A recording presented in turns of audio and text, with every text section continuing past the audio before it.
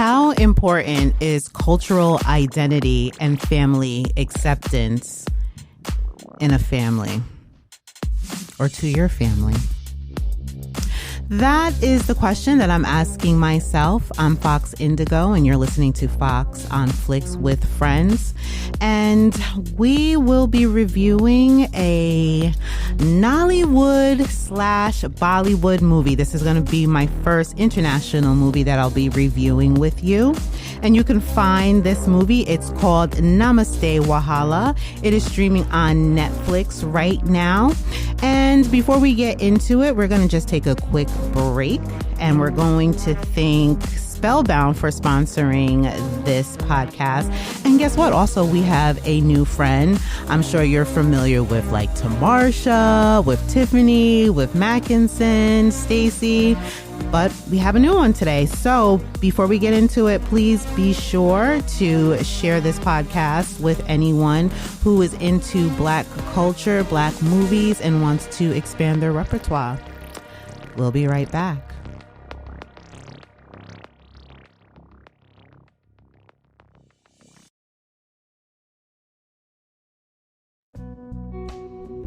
Have you kept up with your herbal health? Strengthen your body's immune system and natural functions with Spellbound herbals. Created in small batches, each herbal elixir is made from organic non-GMO plants and roots, organic honey harvested from New York State bees and sealed in bamboo-covered glass to preserve freshness. Crafted to promote the specific needs of men and women, just a few drops in a glass of juice or water makes a world of difference to your natural health. For more details, visit the Spellbound Apothecary online at spellboundtoday.com and place your order. Also, for smokers searching for a natural alternative to tobacco, check out their herbal smoke blends, crafted from delicious flowers and plants that stimulate the mind, relax the body, and set the mood. Try enhancing your favorite bud strand with a few sprinkles of Third Eye Magic or Love Me Long Time. Available again at spellboundtoday.com.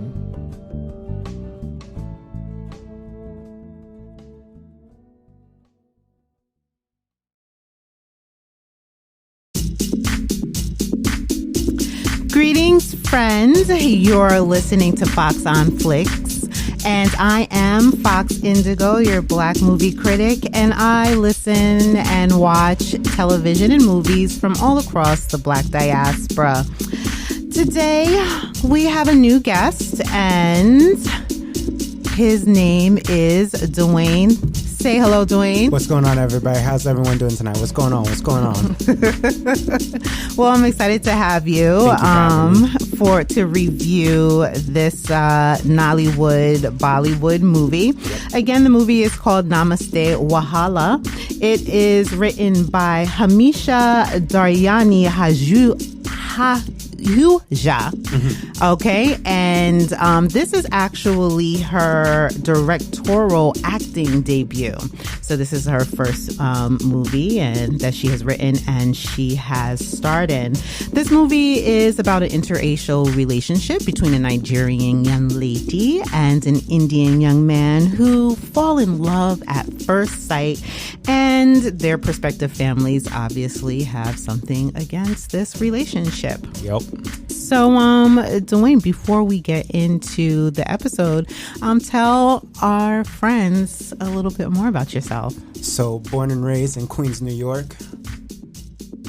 Lived there most of my life. Moved out to Brooklyn within the last year, 2021. I moved out to Brooklyn with my girlfriend. Been dating for a year and a half now. Shout out to my girlfriend, Kelly. If you're listening, I love you.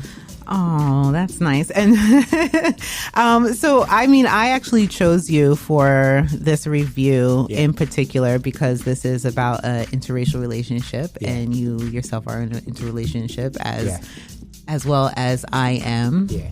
I guess it depends who you ask. But so I thought, you would be a great fit for it, as well as February is coming up in about 2 days. So it's the month of love. Month of love. And it's her birthday coming up 2 days before that. So. Well, happy birthday, Kelly. We're just going to do a little transition right there. So let's really get into our movie review. So like I said, this movie is about, I guess, two young people who bump into each other and fall in love. And I guess some type of shenanigans kind of ensue from there. Just, off the bat, kind of like, what did you think? Like, what was your first take? Because I actually just watched it yesterday. Right. I like to watch it I like to watch my movies like right before I do a podcast. So for me, everything is kind of fresh, and I know that you watched it like sometime like last week. Right, when you had recommended it, I watched it. But I literally didn't finish it till this morning. Okay, so what was your first impression? Because again, this is a Nollywood movie, and for anyone who's actually listened who doesn't know what a Nollywood movie, these are movies that are produced in Nigeria, Africa, and Bollywood movies are movies that are produced in India. Right. Okay, so we just wanted to get that clarification out there. So yeah, what was your My thoughts? first initial thought was, it's kind of typical first love type of thing. You bump into someone, you stare at them for a good while, and you think you found your soulmate. And then coming from two different cultures was interesting, because it was like, he came from India, she came from Nigeria, both different, types of relationship cultures. And then when they had gotten the family involved and trying to introduce them to the family, all hell went down. Right. So I'm giggling because I'm not really sure what to make of this movie. So again, the movie is written by this young lady called Hamisha Daryani, and she is considered a Nigerian actress. So I looked her up to see, who she was. And of course, by looking at her, you would be like, she's Indian. So I'm going to assume that her parents are probably from India. Right. And she was born in Nigeria. So she is quote unquote considered Nigerian. Which I find to be interesting. Because in America, it's kind of a little different, but whatever.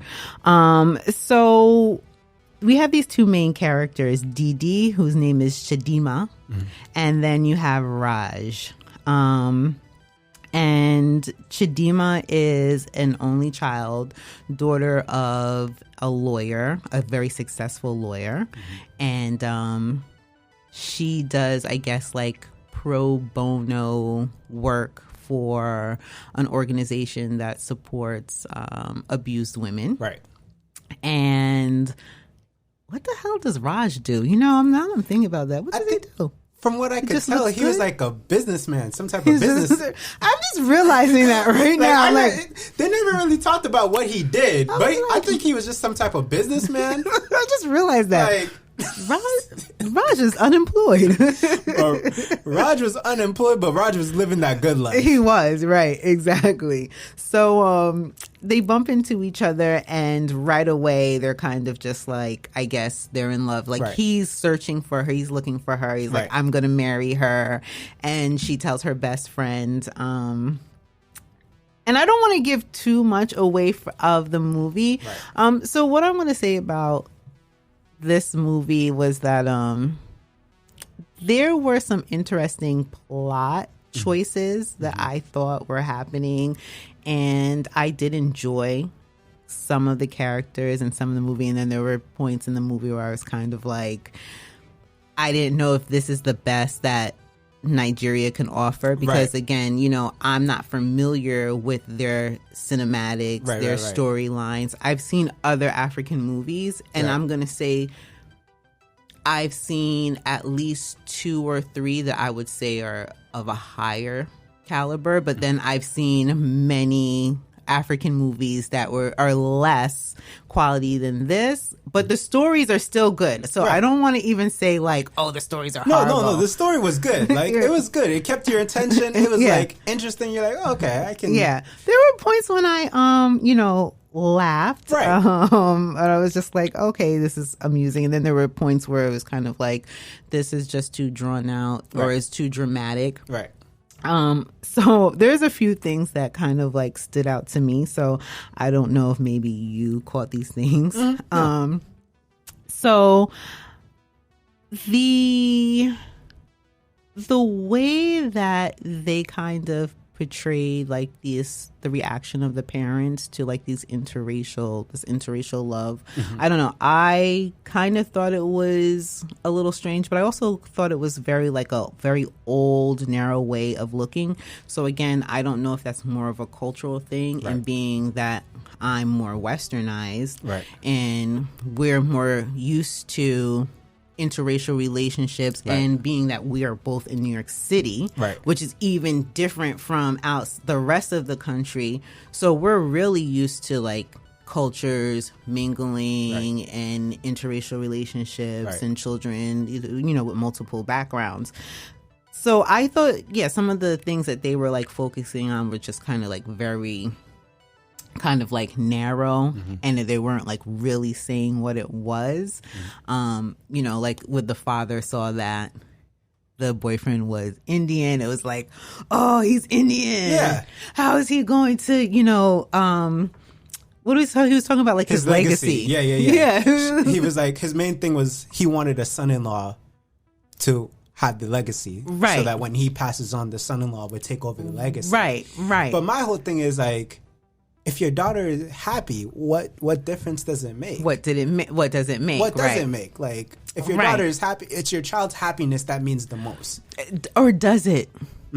Or really does it? Is it about your perceived happiness for them? Right. Because that's where it was kind of coming from. And then Raj's mother, Mira. Ooh, she was a trip. She was. And her thing was, she can't cook what I could cook for you. How is she gonna cook for you? And I was like, really? That's the reason why? That's the reason? Like, I mean, you could get a cookbook. Right. You can show YouTube. Her. Right. YouTube. Right. Exactly. Listen, it's 2023. I learned how to cook off of YouTube, okay? All right. So there's like different, you like have different platforms that she could learn how to cook. Absolutely. You as the mother-in-law can forge a bond with her. From cooking. Right. Like, let me show you what my son likes. Yeah. You know what I'm saying? Let me show you some simple Indian dishes to start off with. It was just like, no, she's not Indian. She can't.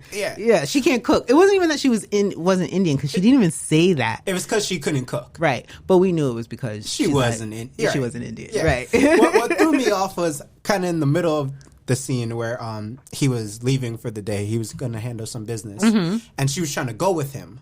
Didi was trying to go with him, and he had gotten a phone call, and he gave her a kiss goodbye, and he had walked out. And there was the awkward silence, and she was still being respectful, like, good morning, Mom. Yeah. And then the mom was like, what's so good about it? I'm just like, so nasty. Damn. She literally trying to be nice to you. I experienced that. Oh, so you experienced that. I've experienced that. I've never experienced in a previous relationship where I really did try to make a connection. Right. And it was like, you could tell it was clearly, I don't want to make a connection with you. Like, it doesn't matter what you say or what you do. You're not going to make this. Yeah, I'm rejecting your connection. I don't want it. Like, you're no good for my son. Right. Yeah. So I was like, I totally saw that. I was like, this fucking bitch. You're right. I'm like, why is she being such a, not disrespecting mothers out here, but she was being a cunt. Like, yeah, no, she was. No, she absolutely was. And Didi was literally trying to, like, make a bond with her. Like, can I make you breakfast? Right. And it she just shut her down. I was like, yo, this lady is a bitch. Yeah, absolutely. You could say bitch.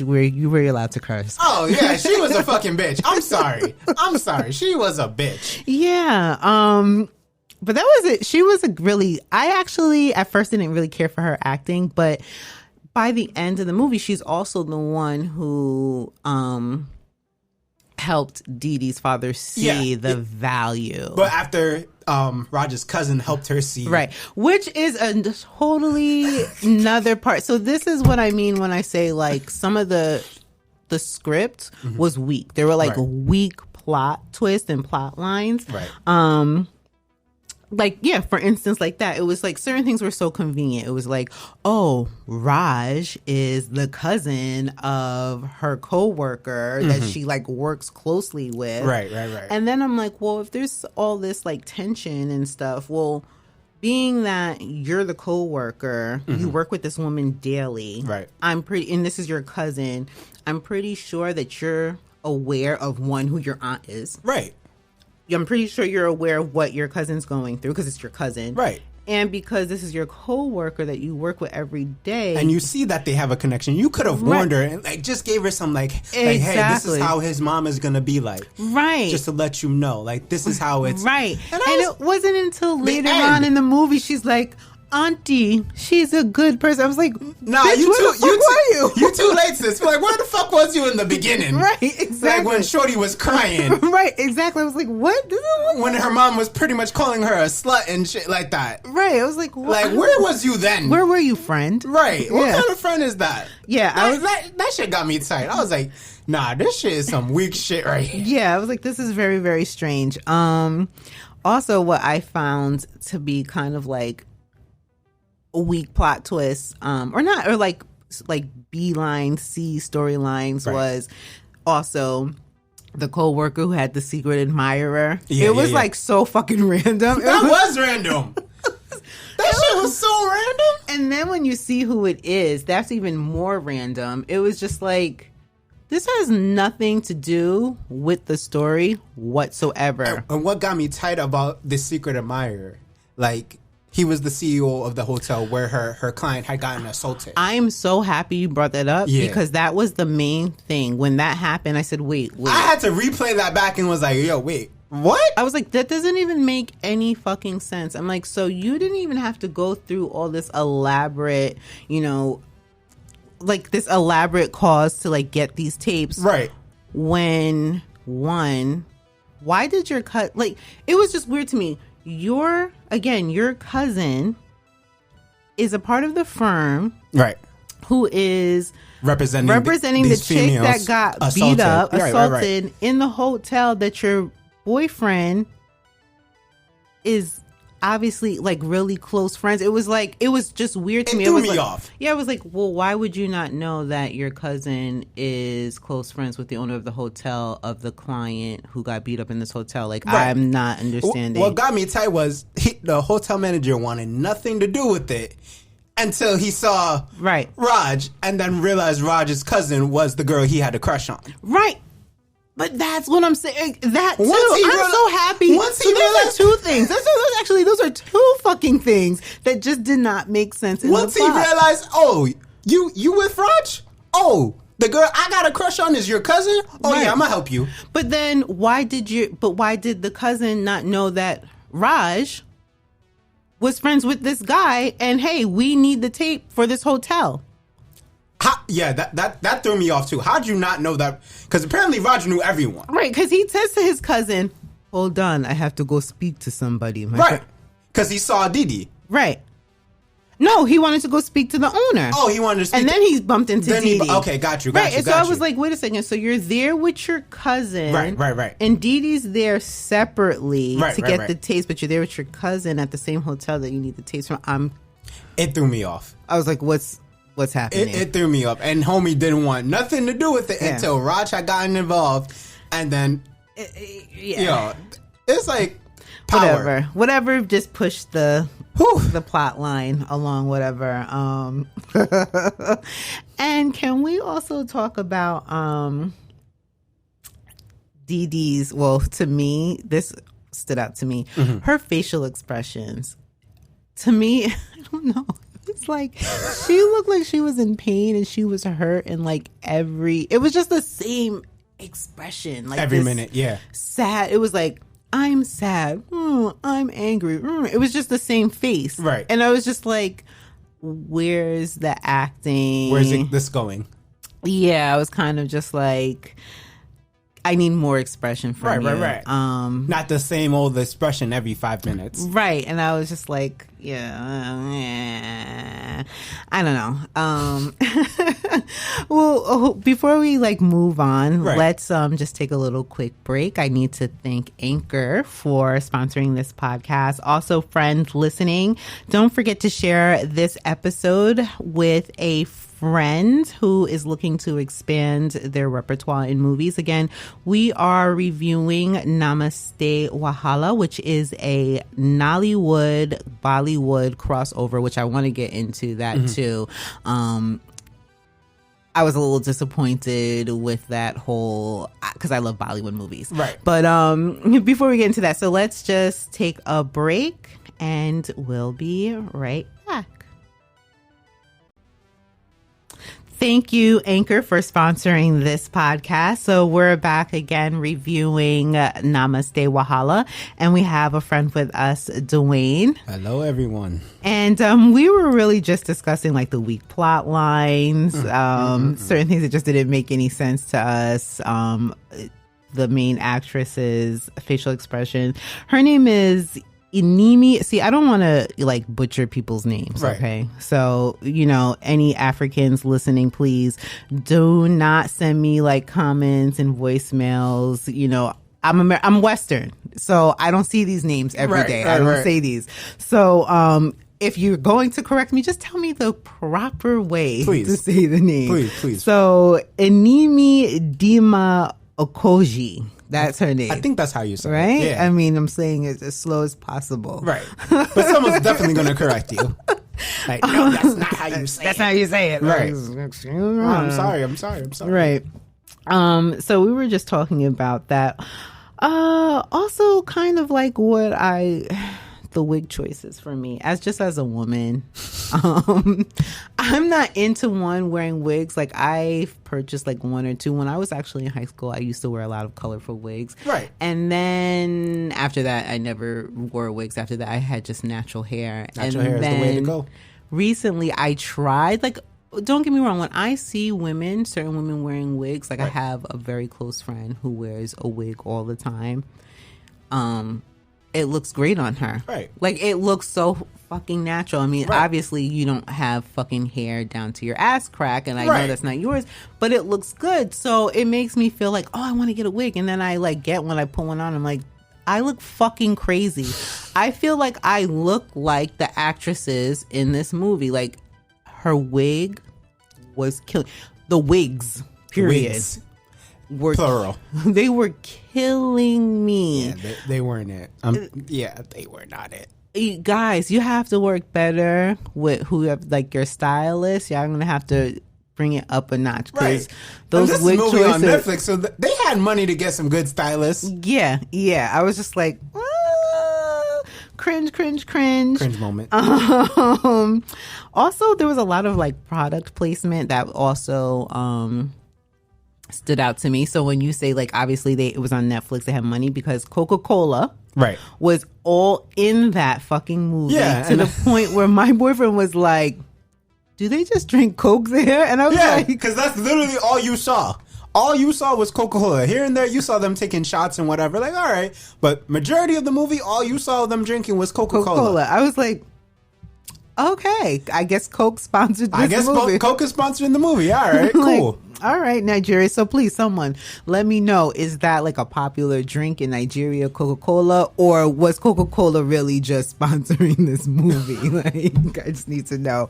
And also another thing that stood out was when they all went out as friends. Right.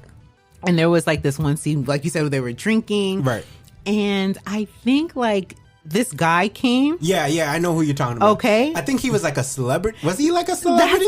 That's what I was thinking. I was like, oh, he must be a Nigerian celebrity. Right. But since we're not Nigerian, we didn't know who he was. I don't know right. exactly, because then he was featured in the end. Right. And I was like, I don't know, is he like the Nigerian Kendrick Lamar? Listen. Like everybody, they was all partying. They had gotten a table. They drinking, having a good time. He came and they're like, oh, you could tell like they were excited to see him. And I was like they're starstruck kind of thing. Right. I'm like, this man was not in the movie at all. Like, right. So he was in that movie for like the scene, and then that was it. Right. I was like, who are you? The Nigerian Kendrick Lamar. The Nigerian Kendrick Lamar. That's what we gonna call it. Exactly. So that was like a little strange to me, but I can say I appreciate that as well, because it's, giving homage to your culture, to what's actually happening there. So I was just like, if they could have just given more context, I guess, to more westernized, but then at the same time, it's kind of like, fuck you. I mean, if I were from Africa or any other country, I just want to know who that dude was. Right. I just want a little bit more context. Right. Tell me who he is so I know who I'm looking at. Right. So I'm like, all right, I don't got to Google his name after the freaking movie. And you know what? And I did, and I couldn't find anything. So I did. I tried to Google. It's like, who's I looked up the cast, right? Because I want to know who I'm watching, right? I want to know if I've seen them in anything before, right? Or what if they're going to do future. Right, maybe they were featured in something. I just didn't recognize them. Because, like, there are some shows that I watch that I'm like, oh, I know who that is. I've seen them in this show. Right. Oh, I know who that is. I've seen them in this movie. Exactly. And since I'm going to be watching more African movies, I was like, I want to be more familiar with what's happening. That was a terrible job that they did. Like, it was just like, who is this guy? Right. Also, I don't know. There's so much I feel like to talk about this movie, and I don't want to make it seem like we're tearing down the movie. The movie was good. Because I was going to say, I thought it was very entertaining. I was putting people onto this movie. Yeah. I was telling them, Mackinson, Naeem, Kelly, all my friends. I was like, yo, watch this movie because this is literally about interracial relationships. Yeah, no, it was actually good. Like I said, it was just certain things. It was like, you could have developed this a little bit more. You could have done a little bit better on this. You could have, like, taken this out. Right. The acting could have been better a little bit here.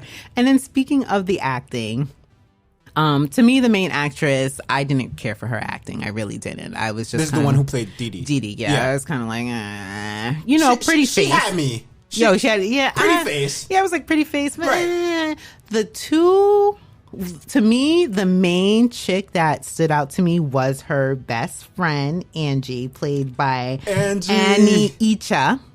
And I had to look her up because I needed to know, like, who is this chick? Because I actually was very amused by her.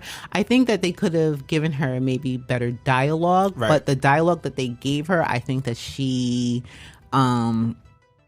executed it perfectly. Right, because she was like that friend that just, like... To me, she was the Nigerian Rebel Wilson. Right. I was like... Right. She just having a good... She was done with the relationship. Because homeboy had broke her heart. She's like, all right, so I'm gonna play the game now. Yeah. Since everybody else gonna play the game, I'm gonna play the game and have a good time. Yeah. And I liked the humor that she brought to the movie. Yeah. So, I enjoyed her. And I enjoyed Dee Dee's arch nemesis, Primo. I actually really liked her. She needed to get slapped. She did. She needed to humble herself. Oh, but she played that part so lovely. Right. And I have her name here. It made me hate her that she played it so good. But I was like, yo, you got some good you good at acting. Yeah. You can play like the evil. Right. Yeah. Yeah. Even though... Again, certain like things are kind of like random. It was like she just came out of nowhere. Like, does your father know? Bitch, shut the fuck up. I was like, first of all, I was like, who are you? Right. I was like, who the fuck? Who is this? Sit your ass down. And then she gonna call. You're not even a real lawyer. I know. At the end, when she had gotten fired. Yeah. You're not even a real lawyer, bitch. That's why you just got fired. Yeah. Fuck you talking about. I love it when she tried to take the laptop and the father. She tried to take the laptop. The father was like, put that shit back down. That don't belong to you. I thought that shit was so fucking hilarious. She needed to humble herself. Yeah, she did. She definitely needed to humble herself. The acting was good, though. Her acting was good. Her name is... please and again forgive me. Osas Ihodra. I don't know. Ooh, that is an interesting name. Someone please correct me again. I don't want to butcher anyone's name because I actually thought she was very, very good. I also like the father too, Ernest. His name was Richard Mofe-Damijo. Right. And the mom, I actually like the mom too. Her name is Joke Silva. And she's actually been in a movie with Nia Long called The Secret Laughter of Women. So I'm actually curious. I think I want to watch that. Yeah. I'm curious to see what that's about. So to me, those were like the four actors to me that really stood out in the movie. I feel like everybody else could probably use an acting class or two. Right. To kind of just like... and then the Indian guy felt like I didn't see enough of him. Raj. Yeah, to really like determine if his acting is any good. Now, what I can say about the Indian side, because I do love Bollywood movies, so I was expecting a little bit more of the Bollywood side. Right. And I actually was disappointed in. because when they had their quote unquote Bollywood moments, and they had like 2 or like 3 in there, right. I was like, so I don't know. Are you familiar with Bollywood movies? No, this was like the first one I've watched. So they're really dramatic, right? And there's always like 3 or 4 songs where like they break out to dance, and like the men are dancing and the women are dancing, and it's like very precise dancing, right? And it's like they're singing to each other, and it's usually like a love song, like the guy sings to her and then she sings something back, and I fucking love it. So that's what I was expecting. Like I was expecting him to like, you know, shake his in the beginning stuff, and I was expecting her. So this is why I was disappointed, because I was like, girl, you are straight from the motherland. Right. Girl, why are you so stiff? Where the hell? I just thought she was so... like a washboard. Yeah, I was like... Because when he was like even doing his little shimmy, I don't know if you noticed, like you could really see that. He was moving. He was moving. Right. And that's how they look. Yeah. And the women are just as on point. Yo, they be moving. Yeah. They be moving everything. Their hips. Yeah. I'm like, I want to shimmy with y'all. Right, I'm like, she wasn't shimmying. She wasn't shimmying. What's happening? She just looked at him. Yeah, she just wanted to be cute. I'm like, right. Like, you cute, yeah, but cute. Shimmy, girl. Shimmy, do little, you know. Yeah, where's the moves? Like, hello, show him why he's leaving India and coming to Africa. Right. Like, do something. Yeah, so I was like, oh, this is a little disappointing to me. So I was just kind of like, What kind of disappointed me, and I wanted to touch on this, is like, I get, what is your standpoint on like, if like being a cultural thing where your father has like a say of who you marry? Right, because dad was trying to push her to marry the Nigerian else. guy, right? Like, what do I think about that? Right. Okay, so... And I'll give my standpoint when you're... I have mixed feelings about that. Because I used to have a few Indian friends from when I was younger. Right. Like, straight from India. And, you know, they would even tell me about their arranged marriages. Right? Because they do that as well. Right.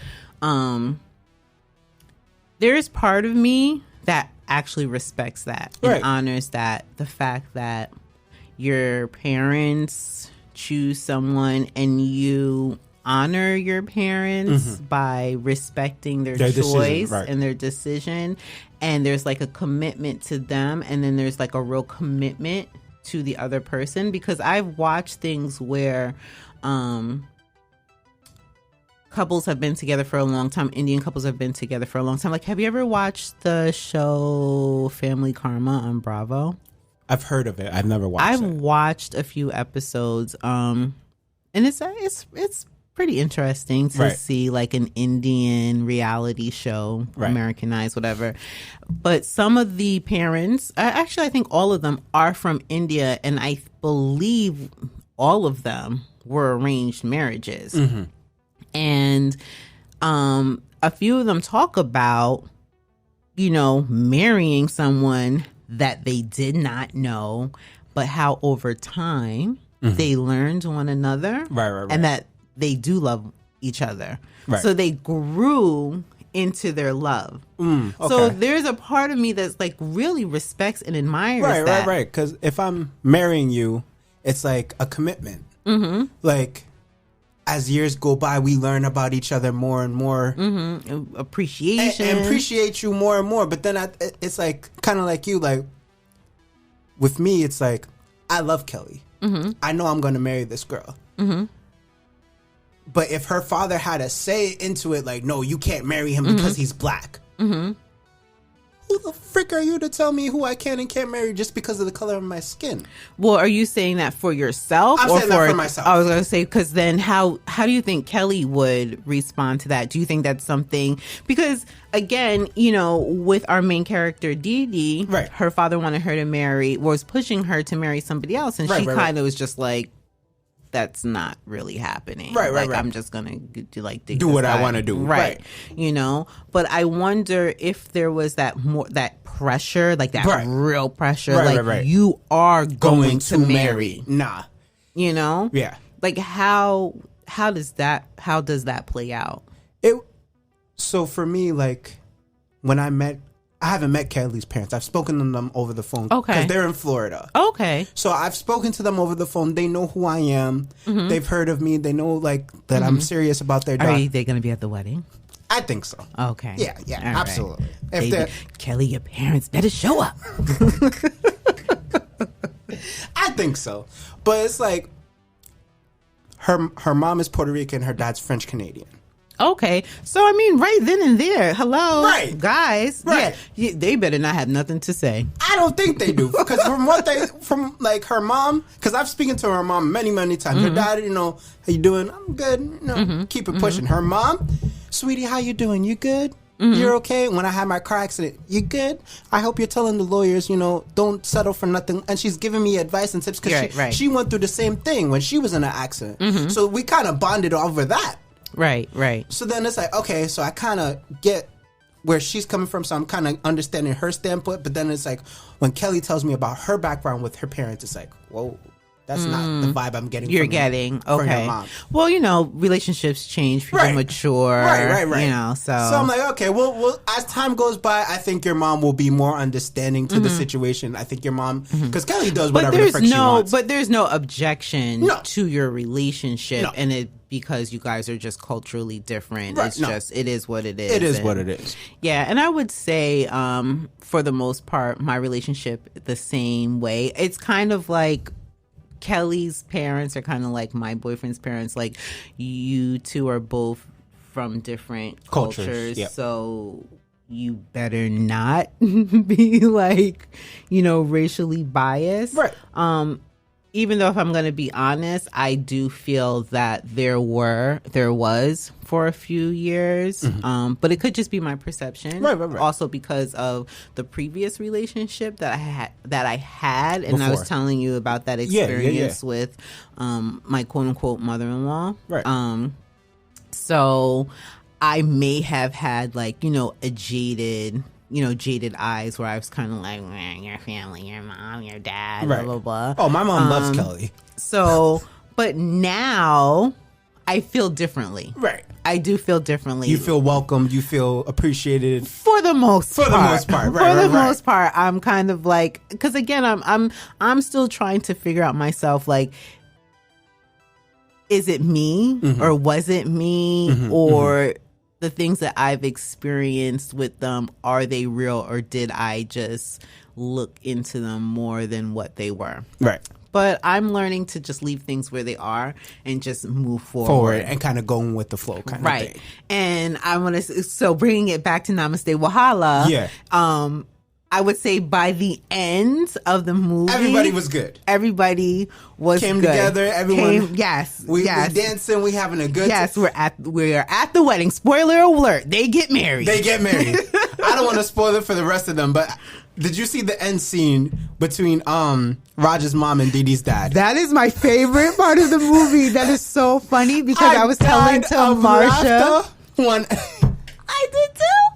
I was telling to I'm Marsha. like, wait, is this really a thing? Yes. See, I knew about the bride price. I didn't know about. Is that really a thing? Yeah. That's real. You never watched 90 Day Fiance? Yeah. Yes. You never seen 90 Day Fiance the other way? No. When these white men be going to Africa trying to get these black girls, and they father be like, you gotta pay. Hello, did you see when Soulja Boy? When Soulja Boy with baby girl Lisa, when she had to buy the cow. Yes. She had to buy the cow. Yes. Now I remember. Yeah, but yes, that actually was. That was hilarious. I want to say that's probably to me like the funniest part of the fucking That was the funniest part of the It was the end. The mom was like, so we need to talk about so and so. Right, and he's like, no, you have to. I was literally about to ask you for the price of the bread. I'm like, shit, here we go again. And then they just cut the movie. I was like, spoiler alert. Yes, yeah. I I think that's a perfect place to just end about with that movie. Like, yes, it ends on a very funny note. It does. And honestly, the credits after.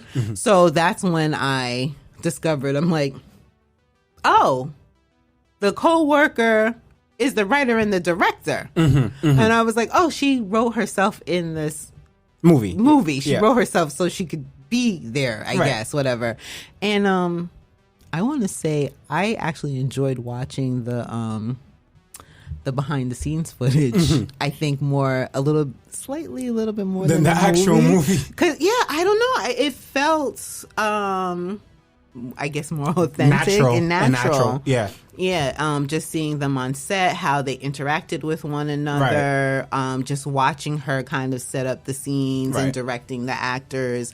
So it gave me actually a little bit more of appreciation for the movie and the quote unquote flaws that I saw in it. Like I got to see like this woman actually put in a lot of work for this movie.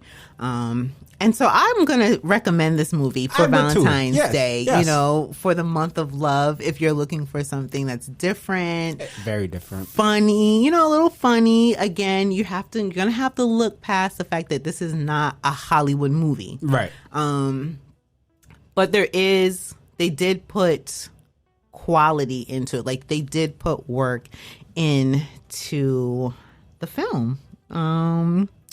I don't know. Is there anything else that, you know, you want to say or share about the movie? Yeah, about, you know, like I said, it was a good movie. It in the beginning, it was like, all right. When Roger's like, I want to meet your parents, and Didi was like very skeptical about it, and she was just like, I don't know how that's gonna work. Yeah, she could have gave homeboy a warning and be like, all right, this is how my mom is gonna be. This because I literally did that with Kelly when I brought her to with Christmas dinner with my family. I'm like, this is what you're gonna expect.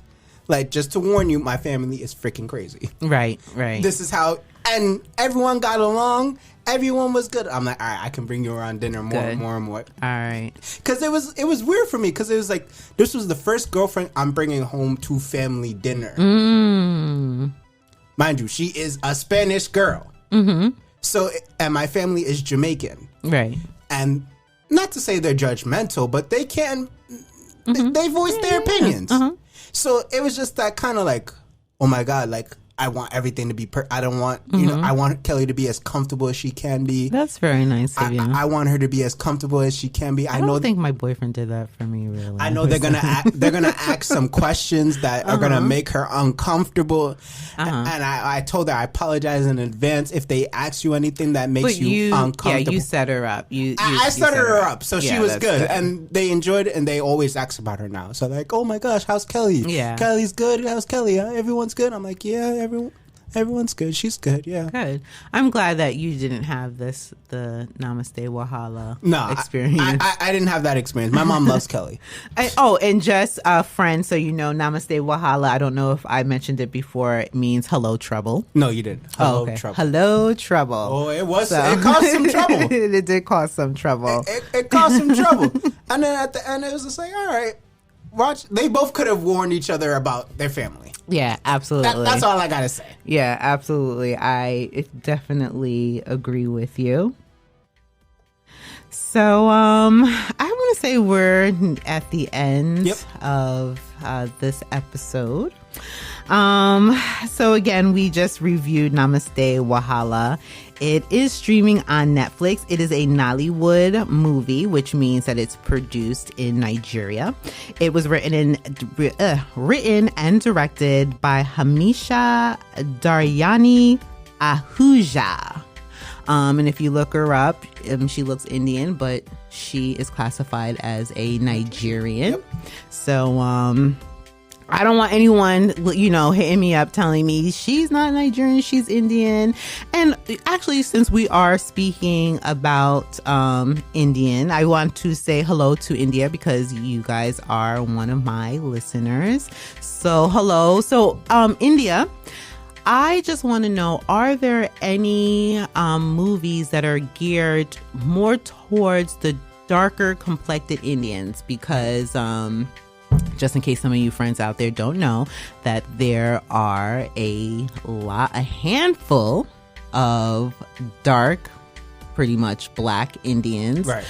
So I'm just actually curious, are there any movies that are really geared towards that? And if so, if you could please share them with us. Also, I want to say hello to my South African listeners. Hey guys, if you have any movies that you would like to recommend, please let us know. I want to say hello, Germany. You guys are my fearless. You've been with me from the beginning. You have not let me down. And I'm actually, every time like I look at my German stats, I can't believe like there's a bunch of Germans like listening to my podcast. But you please share. And again, if there are any like German movies that have Black directors, or like your heroine or your hero is Black, please share that with us as well.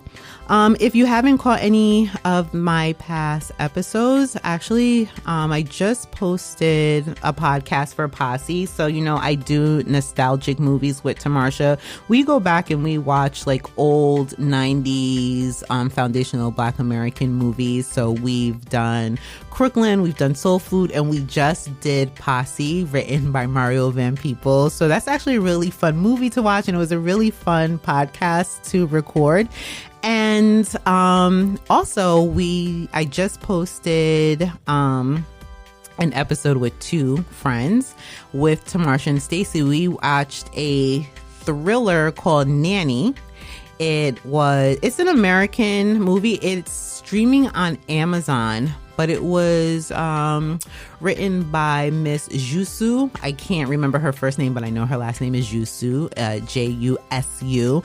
And Nanny is really good. So please, if you're looking for like an original thriller, if you want to, find out what we thought about it, please listen to that episode. And again, that is on Netflix. And also stay tuned for another episode of Lovecraft Country. I'm doing that recording with Mackinson.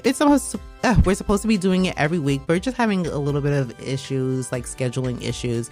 But that is one of our favorite shows. I know that's one of my favorite shows, and I know that Mackinson and I enjoy watching it and talking about it. So if you are into sci-fi, and if you're a Black person that's into sci-fi, or anyone who's Black and into sci-fi, or just good sci-fi in general, you should be watching Lovecraft Country. And unfortunately, they don't have a second season, but the first season is fucking fantastic. So, friends, again, thank you for joining me this evening. Let's say goodbye, Duane. Bye, everyone. Thank you for having me. Thank you. I hope to have you again. We'll Absolutely. have to discuss what the next movie is going to be. Okay, well, until then, love, kisses, and hugs. That's a wrap.